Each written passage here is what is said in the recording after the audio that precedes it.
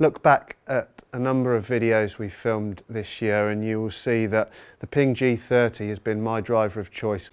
Now the guys at Ping called us up a few weeks ago, said there was a new model coming along. It was a G30 with the same technology in terms of turbulators, in terms of a forgiving head, but was lower spin. So the guys that called up from Ping said, Paul, this model is probably not for you. You need a little bit of help if you're driving, but it could be perfect for Neil. But we thought it'd be very interesting to combine the two, put different shafts in, tweak the lofts. Neil, I know you've been particularly interested to try out the LS model.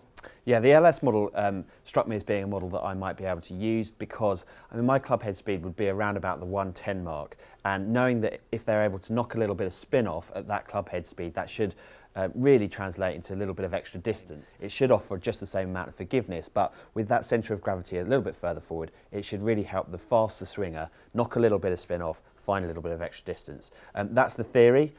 We've got the two driver heads. We've got the regular G30 driver head and the LS Tec here, so we're going to give them both a go now.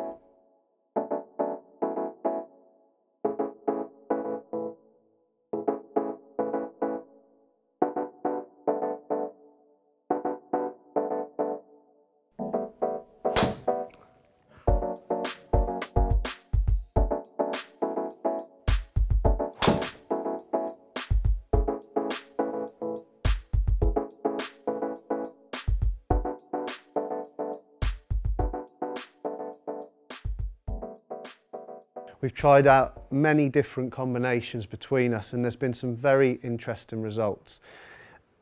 The guys rang up, as I said, at Ping and suggested that this model wouldn't be suitable for me.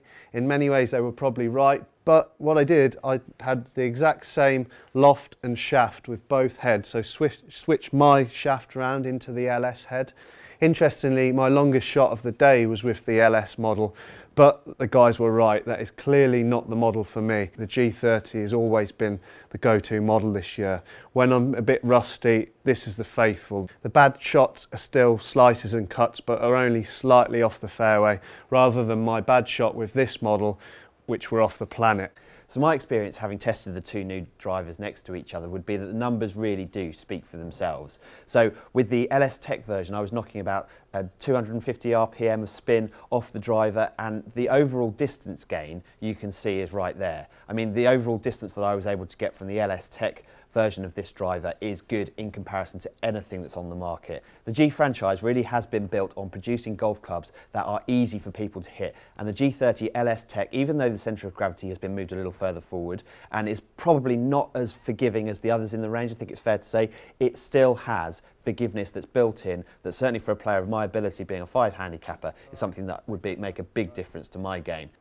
So some really interesting numbers we've got from the GC2. When all things are considered, in terms of forgiveness, in terms of how confident I felt, in terms of keeping it on the golf course, this was the model for me. So just shows how important these fittings are, but don't just look at the numbers, consider the forgiveness on offer, the dispersion.